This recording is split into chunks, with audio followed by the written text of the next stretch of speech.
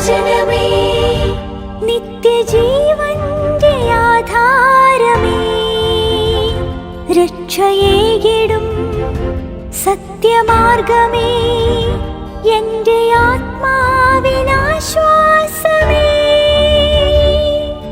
വചനം വചനം വചനം. പുറപ്പാട് പുസ്തകം 11-ാം അധ്യായം. കർത്താവ് മോശയോട് അരുൾ ചെയ്തു, ഒരു വ്യാധി കൂടി ഞാൻ ഫറവോയുടെയും ഈജിപ്തിൻ്റെയും മേൽ വരുത്തും. അതിനുശേഷം അവൻ നിങ്ങളെ ഇവിടെ നിന്ന് വിട്ടയക്കും. അവൻ വിട്ടയക്കുമ്പോൾ ഇവിടെ നിന്ന് നിങ്ങളെ ഒട്ടാകെ ബഹിഷ്കരിക്കുക തന്നെ ചെയ്യും. ഓരോ പുരുഷനും തൻ്റെ അയൽക്കാരനിൽ നിന്നും ഓരോ സ്ത്രീയും തൻ്റെ അയൽക്കാരിയിൽ നിന്നും സ്വർണ്ണ ഉരുപ്പടികളും വെള്ളി ഉരുപ്പടികളും ആവശ്യപ്പെടണമെന്ന് നീ ജനത്തിൻ്റെ ചെവികളിൽ പറയണം. ഈജിപ്തുകാരുടെ ദൃഷ്ടികളിൽ ജനത്തോടുള്ള പ്രീതി കർത്താവ് ഉളവാക്കി. മാത്രമല്ല, ഈജിപ്ത് ദേശത്ത് ഫറവോയുടെ സേവകരുടെ ദൃഷ്ടികളിലും ജനത്തിൻ്റെ ദൃഷ്ടികളിലും മോശ എന്ന വ്യക്തി വളരെ വലിയവനായിരുന്നു. മോശ പറഞ്ഞു, കർത്താവ് ഇങ്ങനെ അരുൾ ചെയ്യുന്നു, അർദ്ധരാത്രിയോടെ ഞാൻ ഈജിപ്തിന് മധ്യേ കടന്നു പോകും. ഈജിപ്ത് നാട്ടിലെ സകല കടിഞ്ഞൂലും മരിക്കും. തൻ്റെ സിംഹാസനത്തിൽ ഉപവിഷ്ടനായ ഫറവോയുടെ കടിഞ്ഞൂൽ മുതൽ തിരികലിന് പിന്നിലെ പരിചാരികയുടെ കടിഞ്ഞൂലും കന്നുകാലിയുടെ കടിഞ്ഞൂലും വരെ ഇതുവരെ ഉണ്ടായിട്ടില്ലാത്തതും ഇനി ആവർത്തിക്കില്ലാത്തതുമായ വലിയ നിലവിളി ഈജിപ്ത് നാട്ടിലെങ്ങും ഉണ്ടാകും.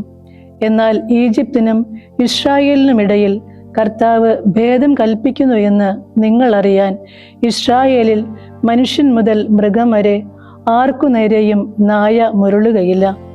അപ്പോൾ നിന്റെ ഈ സേവകരെല്ലാം എൻ്റെ പക്കലേക്ക് ഇറങ്ങി, താങ്കളും താങ്കൾക്ക് കീഴിലുള്ള സമസ്ത ജനവും പുറപ്പെടുക എന്നു പറഞ്ഞ് എന്നെ നമിക്കും.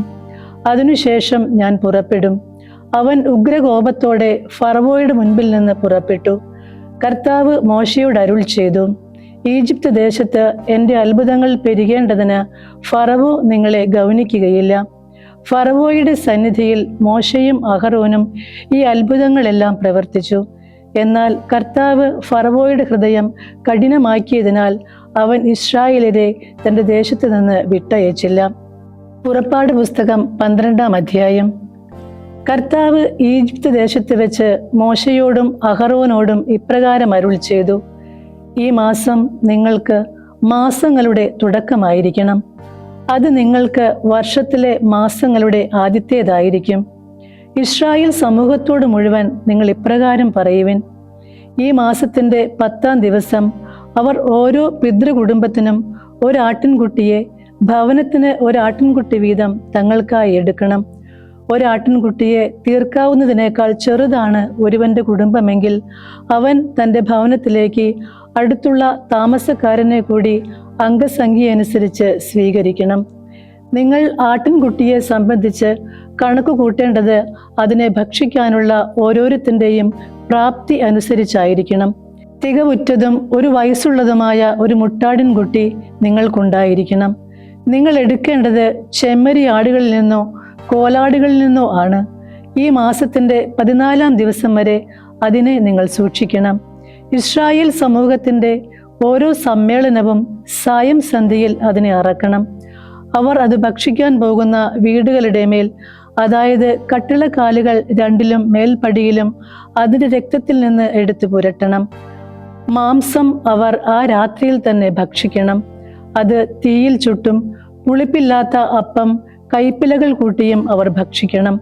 ചുട്ട മാംസമല്ലാതെ അതിൻ്റെ തലയോ അതിൻ്റെ കാലുകളിലും ഉള്ളിലും ഉള്ളവയോ പാതി വേവിച്ചും വെള്ളത്തിൽ പുഴുങ്ങി വേവിച്ചും നിങ്ങൾ ഭക്ഷിക്കരുത്. അതിൽ നിന്ന് പ്രഭാതത്തിലേക്ക് നിങ്ങൾ അവശേഷിപ്പിക്കരുത്. അതിൽ നിന്ന് പ്രഭാതം വരെ അവശേഷിക്കുന്നത് നിങ്ങൾ തീയിൽ ദഹിപ്പിക്കണം. ഇപ്രകാരമാണ് നിങ്ങളത് ഭക്ഷിക്കേണ്ടത്. നിങ്ങളുടെ അരകൾ മുറുക്കിയിരിക്കണം. നിങ്ങളുടെ പാദരക്ഷകൾ കാലുകളിൽ ഉണ്ടായിരിക്കണം. നിങ്ങളുടെ വടികൾ കയ്യിൽ വേണം. നിങ്ങളത് തിടുക്കത്തിൽ ഭക്ഷിക്കണം. അത് കർത്താവിൻ്റെ പെസഹയാണ്. ആ രാത്രി ഞാൻ ഈജിപ്ത് നാട്ടിലൂടെ കടന്നു പോകും. ഈജിപ്ത് നാട്ടിലെ ആദിജാതരായ മനുഷ്യൻ മുതൽ മൃഗം വരെയുള്ള എല്ലാറ്റിനെയും ഞാൻ പ്രഹരിക്കും. ഈജിപ്ത് ദേവന്മാർക്കെതിരെ ഞാൻ ശിക്ഷാവിധികൾ നടപ്പാക്കും. ഞാനാണ് കർത്താവ്. നിങ്ങളുടെ വീടുകളിൽ മേലുള്ള രക്തം നിങ്ങൾക്ക് അനുകൂലമായ അടയാളമായിരിക്കും. രക്തം കാണുമ്പോൾ ഞാൻ നിങ്ങളെ കടന്നുപോകും. ഞാൻ ഈജിപ്ത് നാടിനെ പ്രഹരിക്കുമ്പോൾ അത് നിങ്ങളിൽ വിനാശമുണ്ടാക്കുന്ന ഒരു ബാധ ആയിരിക്കുകയില്ല. ഈ ദിവസം നിങ്ങൾക്ക് ഓർമ്മയ്ക്കുള്ളതായിരിക്കും. ഇത് നിങ്ങൾ കർത്താവിനുള്ള തിരുനാളായി കൊണ്ടാടണം. നിങ്ങളുടെ തലമുറകൾക്കുള്ള ശാശ്വത ചട്ടമായി അത് നിങ്ങൾ ആചരിക്കണം. നിങ്ങൾ 7 ദിവസം പുളിപ്പില്ലാത്ത അപ്പം ഭക്ഷിക്കണം. ആദ്യ ദിവസം തന്നെ നിങ്ങളുടെ വീടുകളിൽ നിന്ന് പുളിമാവ് നീക്കം ചെയ്യണം. ആദ്യ ദിവസം മുതൽ 7-ാം ദിവസം വരെ പുളിപ്പുള്ളത് ആര് ഭക്ഷിച്ചാലും ആ വ്യക്തി ഇസ്രായേലിൽ നിന്ന് വിച്ഛേദിക്കപ്പെടട്ടെ. ആദ്യ ദിവസം വിശുദ്ധ സമ്മേളനം വേണം. 7-ാം ദിവസവും നിങ്ങൾക്ക് വിശുദ്ധ സമ്മേളനം ഉണ്ടായിരിക്കണം. ആ നാളുകളിൽ ഒരു ജോലിയും നിർവഹിക്കപ്പെടരുത്. എന്നാൽ ഓരോ വ്യക്തിക്കും ഭക്ഷിക്കാനുള്ളത് അതുമാത്രം നിങ്ങൾക്കായി പാകം ചെയ്യപ്പെടട്ടെ. പുളിപ്പില്ലാത്ത അപ്പത്തിന്റെ തിരുനാൾ നിങ്ങൾ ആചരിക്കണം. കാരണം ഇതേ ദിവസമാണ് ഞാൻ നിങ്ങളുടെ വ്യൂഹങ്ങളെ ഈജിപ്തിൽ നിന്നും പുറത്തു കൊണ്ടുവന്നത്. നിങ്ങളുടെ തലമുറകൾക്കുള്ള ശാശ്വത കൽപ്പനയായി നിങ്ങൾ ഈ ദിവസം ആചരിക്കണം. മാസത്തിലെ 14-ാം ദിവസം സന്ധ്യ തുടങ്ങി മാസത്തിലെ 21-ാം ദിവസം സന്ധ്യ വരെ നിങ്ങൾ പുളിപ്പില്ലാത്ത അപ്പം ഭക്ഷിക്കണം. നിങ്ങളുടെ വീടുകളിൽ 7 ദിവസത്തേക്ക് പുളിമാവ് കാണപ്പെടരുത്.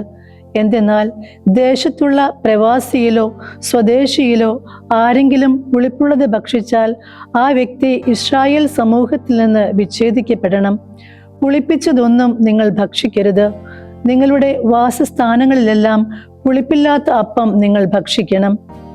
മോശ ഇസ്രായേൽ ശ്രേഷ്ഠന്മാരെല്ലാവരെയും വിളിച്ച് അവരോട് പറഞ്ഞു, നിങ്ങളുടെ കുടുംബങ്ങളുടെ അടിസ്ഥാനത്തിൽ നിങ്ങൾക്കായി ആടുകളെ തിരഞ്ഞുപിടിച്ച് എടുക്കുവിൻ. പെസഹ കുഞ്ഞാടിനെ അറക്കുവിൻ. ഒരു ഹിസോപ്പ് കറ്റയെടുത്ത് താലത്തിലുള്ള രക്തത്തിൽ മുക്കുവിൻ. മേൽപ്പടിയിലും കട്ടിളക്കാളുകൾ 2-ലും താലത്തിലുള്ള രക്തത്തിൽ നിന്ന് തളിക്കുവിൻ. പ്രഭാതം വരെ നിങ്ങൾ ഒരാളും തൻ്റെ വീട്ടുവാതിൽക്കൽ നിന്ന് പുറത്തിറങ്ങരുത്. ഈജിപ്തിനെ ശിക്ഷിക്കാൻ കർത്താവ് കടന്നുപോകും. മേൽപ്പടിയിലും കട്ടിളക്കാളുകൾ 2-ലും രക്തം കാണുമ്പോൾ കർത്താവ് വാതിൽ മറികടന്നു പോകും. ശിക്ഷിക്കാൻ നിങ്ങളുടെ വീടുകളിലേക്ക് കടക്കുന്നതിന് അവിടുന്ന് സംഹാരകനെ അനുവദിക്കുകയില്ല. ഇക്കാര്യം നിനക്കും നിന്റെ മക്കൾക്കുമുള്ള ഒരു ചട്ടമായി എന്നേക്കും നിങ്ങൾ പാലിക്കണം. കർത്താവ് വാഗ്ദാനം ചെയ്തിട്ടുള്ളതുപോലെ അവിടുന്ന് നിങ്ങൾക്ക് തരാനിരിക്കുന്ന സ്ഥലത്ത് നിങ്ങൾ ചെന്നെത്താൻ ഇടയാകുമ്പോൾ ഈ ശുശ്രൂഷ നിങ്ങൾ അനുഷ്ഠിക്കണം. നിങ്ങളെ സംബന്ധിച്ച് ഈ ശുശ്രൂഷ എന്താണെന്ന് നിങ്ങളുടെ മക്കൾ നിങ്ങളോട് ചോദിക്കാൻ ഇടയാകുമ്പോൾ നിങ്ങൾ പറയണം, ഈജിപ്തിൽ ഉണ്ടായിരുന്ന ഇസ്രായേലരുടെ ഭവനങ്ങൾ മറികടന്നു പോവുകയും ഈജിപ്തിനെ പ്രഹരിച്ചപ്പോൾ നമ്മുടെ ഭവനങ്ങളെ വിമോചിപ്പിക്കുകയും ചെയ്ത കർത്താവിനുള്ള പെസഹ ബലിയാണിത്. അപ്പോൾ ജനം കുമ്പിട്ടു, അവർ ആരാധിച്ചു. ഇസ്രായേലർ പോയി കർത്താവ് മോശയോടും അഹറോനോടും കൽപ്പിച്ച പ്രകാരം പ്രവർത്തിച്ചു. അങ്ങനെ തന്നെ അവർ ചെയ്തു.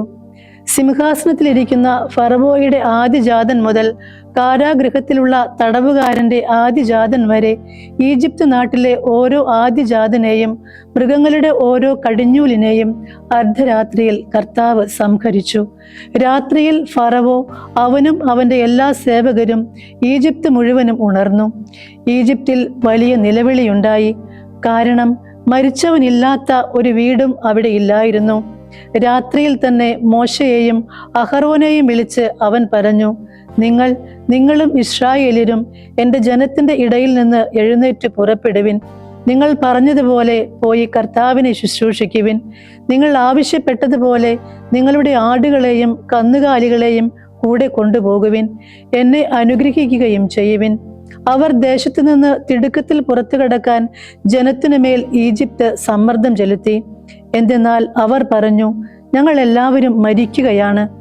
കുഴച്ച മാവ് പുളിക്കുന്നതിന് മുൻപ് കുഴമാവുള്ള പാത്രങ്ങൾ തങ്ങളുടെ തുണികളിൽ പൊതിഞ്ഞ് ജനം തോളിൽ വഹിച്ചു. മോശയുടെ വാക്കനുസരിച്ച് ഇസ്രായേലിൽ പ്രവർത്തിച്ചു. അവർ ഈജിപ്തുകാരോട് സ്വർണ്ണ ഉരുപ്പടികളും വെള്ളി ഉരുപ്പടികളും വസ്ത്രങ്ങളും ആവശ്യപ്പെട്ടു. ഈജിപ്തുകാരുടെ ദൃഷ്ടികളിൽ ജനത്തോടുള്ള പ്രീതി കർത്താവ് ഉളവാക്കിയതിനാൽ അവർക്ക് അവർ ആവശ്യ നിവൃത്തി നടത്തി കൊടുത്തു. അങ്ങനെ അവർ ഈജിപ്തുകാരെ കൊള്ളയടിച്ചു. ഇസ്രായേലിയർ റംസേസിൽ നിന്ന് സുക്കോത്തിലേക്ക് നീങ്ങി. അവർ കുട്ടികളെ കൂടാതെ ഏകദേശം 6 ലക്ഷം പദയാത്രികരുണ്ടായിരുന്നു. വലിയൊരു സങ്കര ജനവ്യൂഹവും അവരോടൊപ്പം കയറിക്കൂടി. ആടുമാടുകളുടെ കാലി സമ്പത്ത് വളരെയേറെയുണ്ടായിരുന്നു. ഈജിപ്തിൽ നിന്ന് അവർ കൊണ്ടുപോകുന്ന മാവ് പുളിപ്പിക്കാത്തതായിരുന്നതിനാൽ അവർ പുളിപ്പില്ലാത്ത അപ്പങ്ങൾ ചുട്ടു. ഈജിപ്തിൽ നിന്ന് ബഹിഷ്കൃതരായതിനാൽ അവർക്ക് സാവകാശമുണ്ടായിരുന്നില്ല. തങ്ങൾക്കായി പാഥേയം പോലും അവർ തയ്യാറാക്കിയതുമില്ല. ഇസ്രായേലിയർ ഈജിപ്തിൽ താമസിച്ച കാലം 430 വർഷമായിരുന്നു. 430 വത്സരം പൂർത്തിയാകുന്ന ആ ദിവസം തന്നെ കർത്താവിന്റെ വ്യൂഹങ്ങൾ മുഴുവൻ ഈജിപ്ത് നാട്ടിൽ നിന്നും പുറപ്പെട്ടു. അവരെ ഈജിപ്തിൽ നിന്ന് പുറത്തു കൊണ്ടുവരാൻ വേണ്ടിയുള്ള കർത്താവിന്റെ ജാഗ്രതയുടെ രാത്രിയാണത്. അതുകൊണ്ടാണ് ഈ രാത്രി ഇസ്രായേൽക്കാർക്കെല്ലാം തങ്ങളുടെ തലമുറകളിൽ കർത്താവിനായുള്ള ജാഗരണാചരണം ആയിരിക്കുന്നത്. കർത്താവ് മോശയോടും അഹറോനോടും അരുൾ ചെയ്തു, പെസഹായുടെ ചട്ടം ഇതാണ്: പരദേശിയായ ആരും അതിൽ നിന്ന് ഭക്ഷിക്കരുത്. എന്നാൽ വിലയ്ക്ക് വാങ്ങപ്പെട്ട ഏത് പുരുഷ അടിമയ്ക്കും നീ അവരെ പരിച്ഛേദനം ചെയ്തതാണെങ്കിൽ അതിൽ നിന്നും ഭക്ഷിക്കാം. കുടികിടപ്പുകാരനും ദിവസവേതനക്കാരനും അതിൽ നിന്ന് ഭക്ഷിക്കരുത്. ഒരേ വീട്ടിൽ അത് ഭക്ഷിക്കപ്പെടണം. മാംസത്തിൽ അല്പവും വീടിന് പുറത്തേക്ക് കൊണ്ടുപോകരുത്. അതിൻ്റെ എല്ല് നിങ്ങൾ ഒടിക്കരുത്. ഇസ്രായേൽ സമൂഹം മുഴുവൻ അത് ആചരിക്കണം. നിന്നോടൊത്ത് തൽക്കാലം വസിക്കാനിടയാകുന്ന ഒരു പ്രവാസി കർത്താവിന്റെ പെസഹ ആചരിക്കുന്ന പക്ഷം അവനോടൊപ്പമുള്ള ഓരോ ആണും പരിച്ഛേദനമേൽക്കണം. തുടർന്ന് അത് ആചരിക്കാൻ അവൻ അണയാം. അവൻ തദ്ദേശീയനെ പോലെയായിരിക്കും. എന്നാൽ ഒരു അപരിച്ഛേദിതനും അതിൽ നിന്ന് ഭക്ഷിക്കരുത്. സ്വദേശിക്കും നിങ്ങളുടെ ഇടയിൽ തൽക്കാലം വസിക്കുന്ന പ്രവാസിക്കും ഒരു നിയമമേ ഉണ്ടാകാവൂ. ഇസ്രായേൽ എല്ലാവരും കർത്താവ് മോശയോടും അഹറോനോടും കൽപ്പിച്ച പ്രകാരം പ്രവർത്തിച്ചു. അങ്ങനെ തന്നെ അവർ ചെയ്തു. ഈ ദിവസം തന്നെയാണ് കർത്താവ് ഇസ്രായേലിയരെ വ്യൂഹങ്ങളായി ഈജിപ്ത് നാട്ടിൽ നിന്നും പുറത്തു കൊണ്ടുവന്നത്. 43-ാം സങ്കീർത്തനം. ദൈവമേ, എനിക്ക് ന്യായം നടത്തി തരണമേ. ഭക്തിരഹിതരായ ജനത മൂലമുള്ള എൻ്റെ വ്യവഹാരം വാദിക്കണമേ. വഞ്ചകനും നീചനുമായവനിൽ നിന്ന് എന്നെ വിടുവിക്കണമേ. അങ്ങാണല്ലോ എൻ്റെ അഭയമായ ദൈവം. അങ്ങ് എന്നെ പുറന്തള്ളിയത് എന്തുകൊണ്ട്? ശത്രുവിന്റെ പീഡനം മൂലം ഞാൻ വിലപിച്ചു നടക്കേണ്ടി വന്നത് എന്തുകൊണ്ട്? അങ്ങയുടെ പ്രകാശവും സത്യവും അയക്കണമേ. അവ എന്നെ നയിക്കട്ടെ. അങ്ങേ വിശുദ്ധഗിരിയിലേക്കും അങ്ങേ നിവാസങ്ങളിലേക്കും അവ എന്നെ കൊണ്ടുചെല്ലട്ടെ. അങ്ങനെ ഞാൻ ദൈവത്തിൻ്റെ ബലിപീഠത്തിങ്കിലേക്ക്, എൻ്റെ പരമാനന്ദമായ തമ്പുരാന്റെ പക്കലേക്ക് ചെല്ലട്ടെ. ദൈവമേ, എൻ്റെ ദൈവമേ, കിന്നരം കൊണ്ട് അങ്ങയെ ഞാൻ ഏറ്റുപറയും. എൻ്റെ ആത്മാവേ, നീ എന്തിന് വിഷാദിക്കുന്നു? നീ എന്തിന് എന്നിൽ അസ്വസ്ഥപ്പെടുന്നു? നീ ദൈവത്തിനായി കാത്തിരിക്കുക. എൻ്റെ മുഖത്തിൻ്റെ രക്ഷയും എൻ്റെ ദൈവവുമായ അവിടുത്തെ ഇനിയും ഞാൻ തീർച്ചയായും സ്തുതിക്കും. 44-ാം സങ്കീർത്തനം. ദൈവമേ, സ്വന്തം ചെവികൾ കൊണ്ട് തന്നെ ഞങ്ങൾ കേട്ടിട്ടുണ്ട്. ഞങ്ങളുടെ പിതാക്കന്മാരുടെ ദിനങ്ങളിൽ പൂർവകാലത്ത് അങ്ങു ചെയ്ത കൃത്യം അവർ ഞങ്ങളോട് വിവരിച്ചിട്ടുണ്ട്. ജനതകളെ അങ്ങ് പുറത്താക്കി, പിതാക്കന്മാരെയാകട്ടെ അങ്ങയുടെ കൈ നട്ടുപിടിപ്പിച്ചു. ജനപദങ്ങളെ അങ്ങ് തരിപ്പണമാക്കി, അവരെ പറഞ്ഞയച്ചു. എന്തെന്നാൽ അവർ നാട് പിടിച്ചടക്കിയത് തങ്ങളുടെ വാളുകൊണ്ടല്ല, അവർക്ക് രക്ഷ നൽകിയത് അവരുടെ കരവുമല്ല. പ്രത്യുത അങ്ങയുടെ വലത്തുകൈയും ഭുജവും മുഖപ്രകാശവും അത്രേ. എന്തെന്നാൽ അങ്ങ് അവരിൽ സംപ്രീതനായിരുന്നു. ദൈവമേ, അങ്ങാണ് എൻ്റെ രാജാവ്. യാക്കോബിന് വിജയങ്ങൾ കൽപ്പിക്കണമേ. ഞങ്ങളുടെ വൈരികളെ അങ്ങയുടെ ശക്തിയാൽ ഞങ്ങൾ തള്ളി വീഴ്ത്തും. ഞങ്ങളുടെ പ്രതിയോഗികളെ അങ്ങയുടെ നാമത്തിൽ ഞങ്ങൾ ചവിട്ടി മെതിക്കും. എന്തെന്നാൽ എൻ്റെ വില്ലിലല്ല ഞാൻ ആശ്രയിച്ചത്, എൻ്റെ വാൾ എന്നെ രക്ഷിച്ചില്ല. പ്രത്യുത അങ്ങാണ് ഞങ്ങളെ വൈരികളിൽ നിന്നും രക്ഷിച്ചത്, ഞങ്ങളെ വെറുക്കുന്നവരെ ലജ്ജിപ്പിച്ചത്. ദിവസം മുഴുവൻ ദൈവത്തിൽ ഞങ്ങൾ അഭിമാനം കൊള്ളുന്നു. അങ്ങയുടെ നാമം ഞങ്ങൾ നിത്യം ഏറ്റുപറയുന്നു. എന്നിട്ടും അങ്ങ് ഞങ്ങളെ തള്ളിക്കളഞ്ഞ് അപമാനിച്ചു. ഞങ്ങളുടെ സൈന്യങ്ങളോടൊപ്പം പുറപ്പെട്ടതുമില്ല. ഞങ്ങളെ വൈരിയിൽ നിന്ന് അങ്ങ് പിന്തിരിപ്പിച്ചോടിച്ചു. ഞങ്ങളെ വെറുക്കുന്നവർ ഇഷ്ടാനുസൃതം കൊള്ളയടിച്ചു. അങ്ങ് ഞങ്ങളെ ഭക്ഷണത്തിനുള്ള ആട്ടിൻ പറ്റം പോലെ ആക്കിയിരിക്കുന്നു. ജനതകളുടെ ഇടയിൽ ഞങ്ങളെ ചിതറിച്ചു. അങ്ങ് സ്വന്തം ജനത്തെ ആദായമില്ലാതെ വിറ്റു. അങ്ങ് അവരുടെ വിൽപ്പന വിലയാൽ നേട്ടമുണ്ടാക്കിയില്ല. അങ്ങ് ഞങ്ങളെ അയൽക്കാർക്ക് പരിഹാസപാത്രവും ചുറ്റുമുള്ളവർക്ക് നിന്ദാവിഷയവും അവഹേളന പാത്രവുമാക്കി. അങ്ങ് ഞങ്ങളെ ജനതകൾക്കിടയിൽ പഴമൊഴിയും ജനപദങ്ങൾക്കിടയിൽ അവഹേളന വിഷയവുമാക്കി. ദിവസേന എൻ്റെ അപമാനം എൻ്റെ മുൻപിലുണ്ട്. ലജ്ജ എൻ്റെ മുഖം മൂടിയിരിക്കുന്നു. പരിഹാസകന്റെയും അധിക്ഷേപകന്റെയും സ്വരനിമിത്തവും ശത്രുവിൻ്റെയും പ്രതികാരീക്ഷുവിൻ്റെയും സാന്നിധ്യം മൂലവും തന്നെ. ഇതെല്ലാം ഞങ്ങൾക്ക് വന്നു ഭവിച്ചത് ഞങ്ങൾ അങ്ങയെ മറന്നിട്ടല്ല, അങ്ങയുടെ ഉടമ്പടിയെ വഞ്ചിച്ചിട്ടുമല്ല. ഞങ്ങളുടെ ഹൃദയം പിന്മാറുകയോ ഞങ്ങളുടെ ചുവടുകൾ അങ്ങയുടെ മാർഗത്തിൽ നിന്ന് വ്യതിചലിക്കുകയോ ചെയ്തില്ല. എന്നിട്ടും അങ്ങ് ഞങ്ങളെ കുറുനരികളുടെ സങ്കേതത്തിൽ വെച്ച് തകർക്കുകയും ഞങ്ങളെ മരണനിഴൽ കൊണ്ട് മൂടുകയും ചെയ്തു. ഞങ്ങൾ ഞങ്ങളുടെ ദൈവത്തിന്റെ നാമം മറക്കുകയോ അന്യദേവനിലേക്ക് ഞങ്ങളുടെ കൈപ്പത്തികൾ വിരിക്കുകയോ ചെയ്തിരുന്നെങ്കിൽ ദൈവം അത് കണ്ടുപിടിക്കാതിരിക്കുമോ? ഹൃദയ രഹസ്യങ്ങൾ അറിയുന്നവനാണല്ലോ അവിടുന്ന്. എന്തെന്നാൽ ഞങ്ങൾ അങ്ങയെ പ്രതി ദിവസേന വധിക്കപ്പെടുന്നു. ഇറച്ചിക്കുള്ള ആട്ടിൻ പറ്റമായി ഞങ്ങൾ കരുതപ്പെടുന്നു. നാഥ, ഉണരണമേ. അങ്ങ് ഉറങ്ങുന്നതെന്ത്?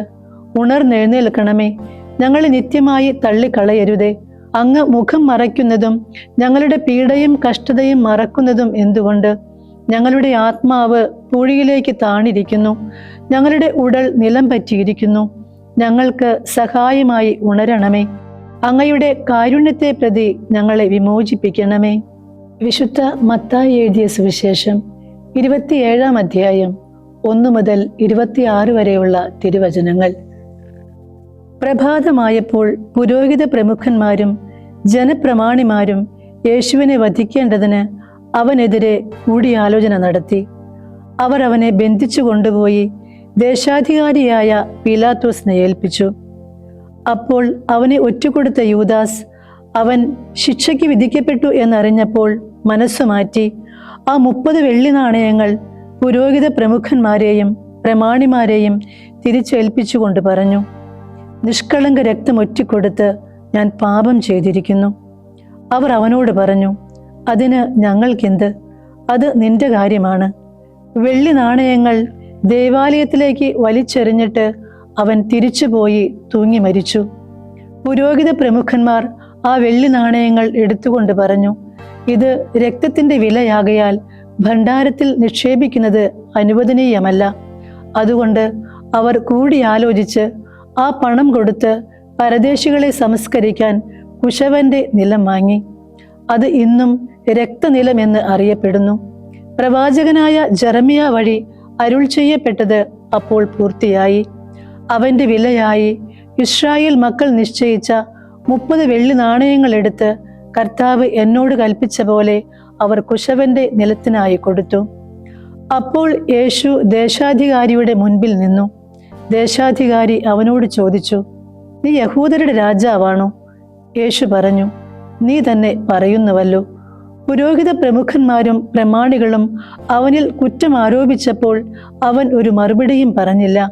അപ്പോൾ പീലാത്തോസ് വീണ്ടും ചോദിച്ചു, അവർ എന്തെല്ലാം കാര്യങ്ങൾ നിനക്കെതിരെ സാക്ഷ്യപ്പെടുത്തുന്നു എന്ന് നീ കേൾക്കുന്നില്ലേ? എന്നാൽ അവൻ ഒരു ആരോപണത്തിനും മറുപടി പറഞ്ഞില്ല. തൽഫലമായി ദേശാധികാരി അത്യധികം ആശ്ചര്യപ്പെട്ടു. ജനക്കൂട്ടം ആഗ്രഹിക്കുന്ന ഒരു തടവുകാരനെ ദേശാധികാരി അവർക്ക് തിരുനാളിൽ വിട്ടുകൊടുക്കുക പതിവായിരുന്നു. അന്ന് അവർക്ക് ബറാബാസ് എന്നു പേരുള്ള ഒരു കുപ്രസിദ്ധ തടവുപുള്ളി ഉണ്ടായിരുന്നു. അതുകൊണ്ട് അവർ ഒരുമിച്ച് കൂടിയപ്പോൾ പീലാത്തോസ് അവരോട് ചോദിച്ചു, ഞാൻ ആരെ വിട്ടുതരണമെന്നാണ് നിങ്ങൾ ആഗ്രഹിക്കുന്നത്? ബറാബാസിനെയോ ക്രിസ്തു എന്ന് വിളിക്കപ്പെടുന്ന യേശുവിനെയോ? എന്തെന്നാൽ അസൂയ നിമിത്തമാണ് അവർ അവനെ ഏൽപ്പിച്ചു കൊടുത്തതെന്ന് അവർ അറിഞ്ഞിരുന്നു. മാത്രമല്ല, അവൻ ന്യായാസനത്തിൽ ഉപവിഷ്ടനായിരിക്കുമ്പോൾ അവന്റെ ഭാര്യ അവന്റെ അടുത്തേക്ക് ആളയച്ച് അറിയിച്ചു, ആ നീതിമാന്റെ കാര്യത്തിൽ ഇടപെടരുത്. എന്തെന്നാൽ അവൻ മൂലം സ്വപ്നത്തിൽ ഞാൻ ഇന്ന് വളരെയേറെ ക്ലേശിച്ചു. പുരോഹിത പ്രമുഖന്മാരും പ്രമാണിമാരും ബറാബാസിനെ വിട്ടുതരാനും യേശുവിനെ ഇല്ലാതാക്കാനും ആവശ്യപ്പെടാൻ ജനക്കൂട്ടത്തെ പ്രേരിപ്പിച്ചു. ദേശാധികാരി വീണ്ടും അവരോട് ചോദിച്ചു, ഇവർ 2 പേരിൽ ആരെ വിട്ടുതരണമെന്നാണ് നിങ്ങൾ ആഗ്രഹിക്കുന്നത്? അവർ പറഞ്ഞു, ബറാബാസിനെ. പീലാത്തോസ് അവരോട് ചോദിച്ചു, അപ്പോൾ ക്രിസ്തു എന്ന് വിളിക്കപ്പെടുന്ന യേശുവിനെ ഞാൻ എന്തു ചെയ്യണം? എല്ലാവരും പറഞ്ഞു, അവൻ ക്രൂശിക്കപ്പെടട്ടെ. അവൻ അവരോട് ചോദിച്ചു, അവൻ എന്തു തിന്മയാണ് ചെയ്തത്?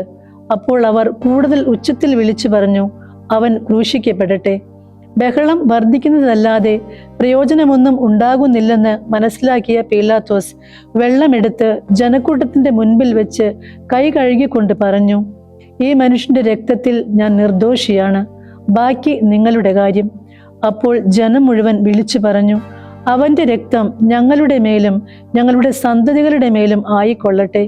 അപ്പോൾ അവൻ ബറാബാസിനെ അവർക്ക് വിട്ടുകൊടുക്കുകയും യേശുവിനെ ചമ്മട്ടി കൊണ്ടടിപ്പിച്ച് ക്രൂശിക്കാൻ ഏൽപ്പിച്ചു കൊടുക്കുകയും ചെയ്തു.